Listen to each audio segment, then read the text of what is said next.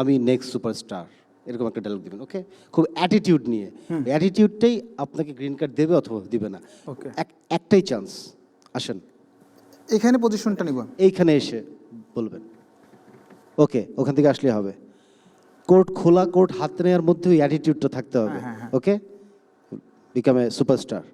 And green card পাওয়ার পরে আরেক ধাপ, তো আবার যখন এলাম একটা স্ক্রিপ্ট দিল 5টা মনোলগ, সেখান থেকে দুটো নিজের মতো করে চয়েস করে নিজেকে তৈরি করতে হবে এবং জাজদের সামনে দেখাতে হবে। আমি দুঃখ এবং ভালোবাসাটা চয়েস করেছিলাম, কারণ দুঃখ আমি ফেক কান্না করতে পারবো এবং ভালোভাবে অভিনয়টা দেখাতে পারবো, মনে হয়েছিল এটা ইজি। আর ভালোবাসা ওটাও হয়তো পারবো, ভালোবেসেছি জীবনে, তো পারবো, এক্সপিরিয়েন্স আছে। তো এরপরে যখন জাজদের কাছে সামনে এলাম, আমাকে ইন্ট্রো দিলাম, আমাকে ইন্ট্রো দিতে বললো, দিলাম।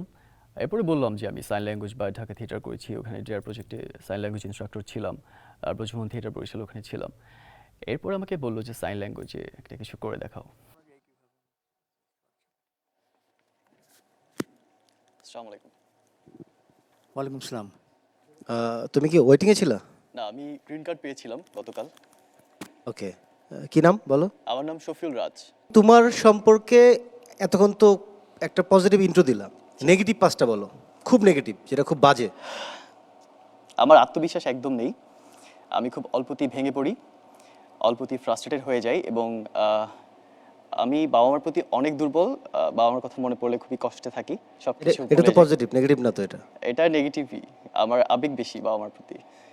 আবেগ কন্ট্রোল করা উচিত, কিন্তু আমি পারি না। আমার মনে আমার হয়- প্রতি আবেগ থাকবে না? অবশ্যই আবেগ থাকতে হবে। আচ্ছা, জি। এটা নেগেটিভ না, এটা আসলেই পজিটিভ। সন্তানের যদি বাবা মায়ের প্রতি আবেগ না থাকে, তাহলে তোমার যে নেক্সট জেনারেশন, তাদের প্রতি তোমার এক্সপেকটেশনটা কিন্তু সেরকম থাকবে না। হ্যাঁ, চশমাটা খুলে তোমার পাশে একটা মেয়ে আছে, ওকে। তাকে তুমি অনেকদিন যাবত পছন্দ করো, তাকে তুমি ভালোবাসার কথাটা সাইন ল্যাঙ্গুয়েজে বলবা।